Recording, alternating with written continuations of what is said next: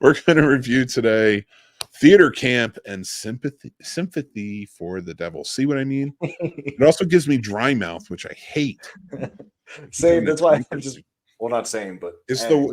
Oh my God. It's just been giving me dry mouth for weeks now. I get that.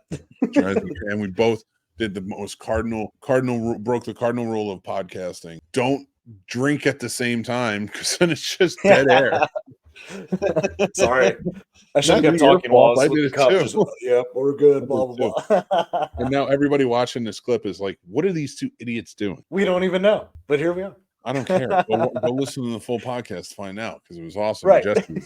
So, and you don't even know who Jesse was, but his girl is awesome too. Yes, I like Jesse's girl. Yeah. So, Theater Camp. Yes, sir. End scene. That's what we were doing there. We're showing you what this movie was all about. Theater. Yes. Did you work in the theater, Paul? Yes, I did. I did theater all through grade school, high school. I guess what would have been the college years. I did a little bit of improv classes during that time as well. Ooh, I knew we were kindred spirits, because I did as well. I worked in the theater. I started in high school, but it was like kind of got roped into it. And then I fell in love with it. And in college, I worked there for years, made some best friendships in my life still to this day. And and I actually I worked adjacent to a theater camp, but I was part of load in, load outs, things like that, helping build sets, stuff like that, helping the other campers and things. That's awesome. Oh, but I also worked on shows and stuff, so I did a lot of tech work. So like I knew the worlds. I just didn't work on the shows other than builds. Right. It's so cool you did builds. Yeah. So like stuff like that. But yeah. So I say that to say this movie is very accurate in many, many ways.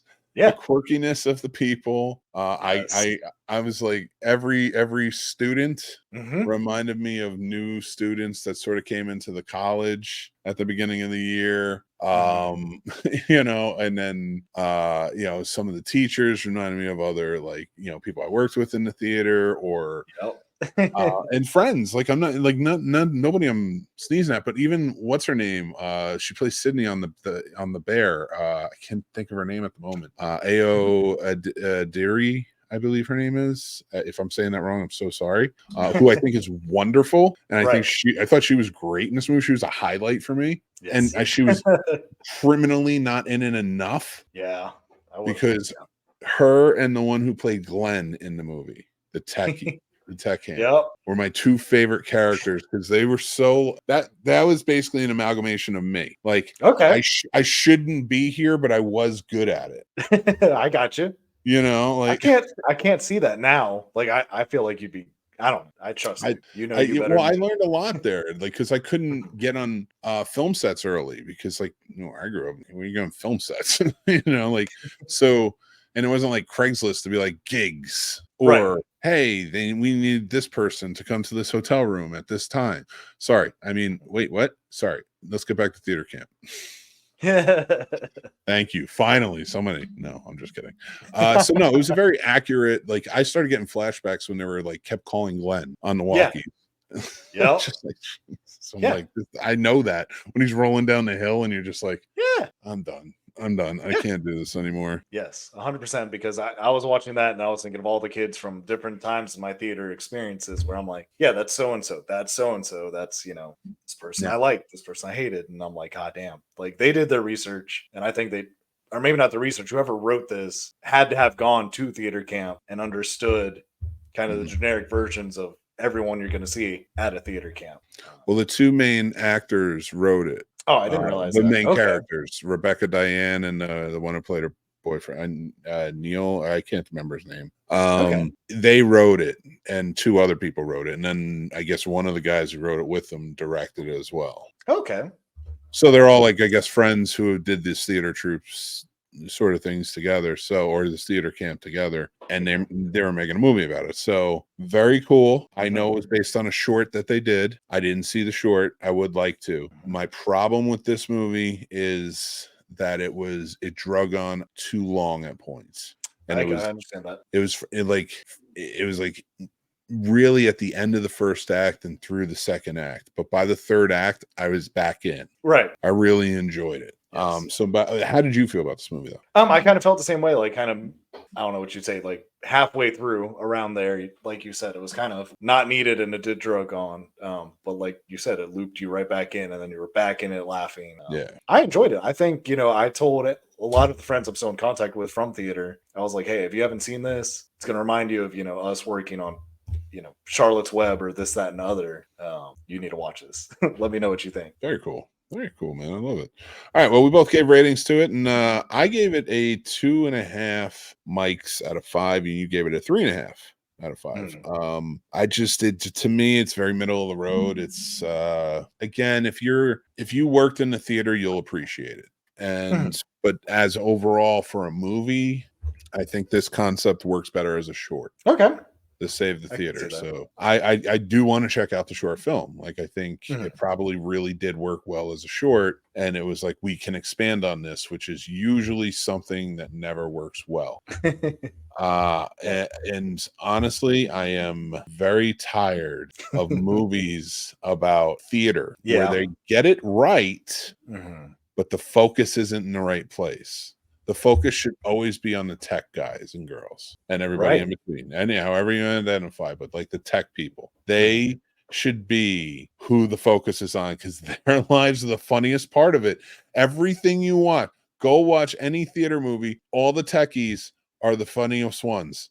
It's what you really want to see what's happening. That's the joy of it. But the pompousness of the actors, and the characters, I'm not saying the actual actors. I'm saying the actors in the films. They're very pompous because they're making it all about them. Like, we're the ones you want to see because we're so quirky. Right. Like, we're overly quirky because we're all like this. We all knew people like this. It's like, no, the techies are funny because they have to deal with your shit. Right. That's the best part. That's why it's funny, because they have to deal with your shit, but you show them for 5 seconds, and we have to watch you for 2.5 hours. God damn, Maria. I can't tell you how many times I had to run the flies and people just weren't stepping on their queue, and I'm sitting there, I'm like, get on your fucking queue. I'm not lowering this until like 2 feet. Move to the right, you piece of shit. And then then I look behind, anyway, you already know, because behind the scenes, we're cursing up a storm, talking mad shit. Yeah, I know. Let's get to Sympathy for the Devil. I think we'll both be a little bit happier talking about this one. Nick Cage at his finest. Yeah. This is a concept I knew not much. I saw the first trailer for this. That's all I'm going to say. So I watched the first trailer for this movie. But I did not know if it was something sort of supernatural to it. So what is this about? Why is he just taking him because he's a maniac? What's going on? So the concept for this movie, I really did not fully understand, and I walked away really liking. Right. So, and I don't want to give it away. So, but basically, the story is Joel Kinnaman plays a father on his way to a soon-to-be father on the way to the hospital to meet his wife, who is about to give birth to their first child, when he is carjacked by a maniac, Nicolas Cage, who tells him to drive at gunpoint, and they start driving, and it starts becoming very tension building, and it's a very good thriller throughout. A lot of good horror, some good gore to it as well. I really like this story. What did you think about this, man? So I didn't know anything about it until you said we were going to review it. So then, I was able to watch it. This is what I wanted years ago from the movie Collateral with Tom Cruise and Jamie Foxx. Well, you shut your mouth. That's an A movie plus movie. A++. A++. But this is what I wanted, because like you said, I don't 100% understand the concept, and that made me like it more, because I like a little mystery to it of maybe not knowing exactly what's what. It just makes it a little more fun. Like you said, Nicolas Cage always performs as Nicolas, like how he does. Yeah. I was impressed. I loved it. It kept my attention the whole time. I think I've talked to you about this before. Like, my rating system goes by, if I'm watching it with a group of people, honestly, I'll look at how many people are looking at their cell phones during the movie. And none of us were looking at our phones. So my rating reflected that, because kept, 4 people's attention start to finish. No one was, blah, blah, blah, like just looking up when things got loud or the music changed or anything like that. Like, everyone was enthralled the whole time. So they did a great job. Yeah, that whole story builds too. The fact that they, just to kind of allude that there's a past between these two, Right. and what that is. And I don't want to give anything away because I do think people should watch this. It's well done. And I really did enjoy it. So like for me and you, we both gave this a rating. I gave it a rating of 3. You gave it a rating of 3.5. I think that's totally justifiable. I gave it a 3 because I just think it's a wild performance from Nicolas Cage, but it's not unlike others we've seen from him. So I didn't think it was anything completely new and fresh, but well done. Like it was a well done performance. Joel Kinnaman, I like him. I didn't love him in the role, like that. I didn't feel like a good chemistry. Like it's actually kind of funny. Like you're saying Collateral, and we can argue that on a different one, but like I'm using it as an example, like you did. Like I thought they did have good chemistry of like even just being afraid, like victim and or hostage and kidnapper, you know what I mean? Right. Whereas this, it never really felt like that. So when we got to the end that we got, I was like, yeah, I figured. Okay. You know what I mean? So it's like, okay, I figured it would kind of go this route. So because of how they played it, so it was, and how he played that role. So I just didn't think it was that good of a chemistry, but great movie. I think people should check it out. Yeah, absolutely. For sure.